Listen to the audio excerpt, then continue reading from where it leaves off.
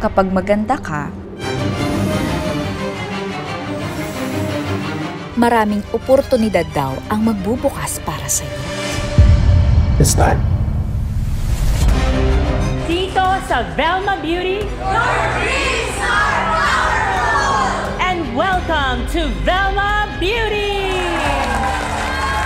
Matutupad na ang pangarap mo, ate. Natin, mo rin.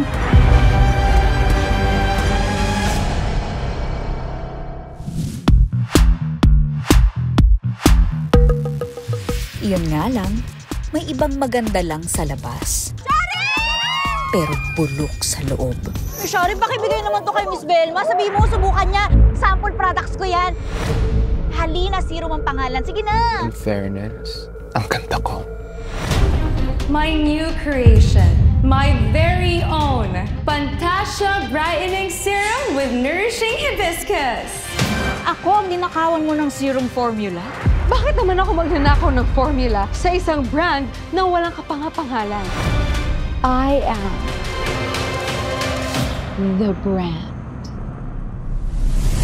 Ang Velma Beauty. Hindi lang to basta pagpapaganda. Para yan sa ating mga minamaliit. It's a pleasure to meet you, Miss Alfonso. I heard you're quite the sensation.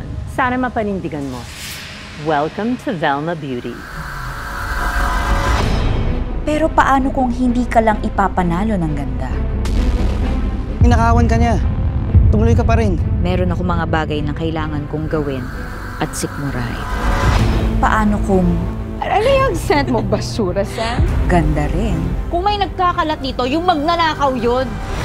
And that's you! Ang papatay sa'yo.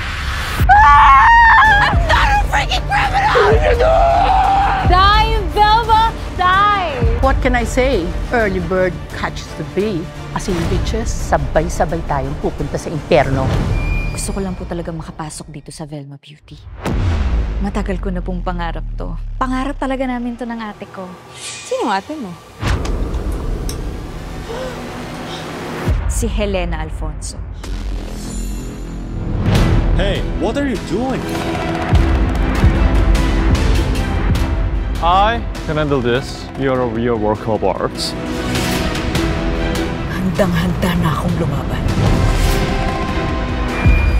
I can't wait na makilala ka for who you truly are.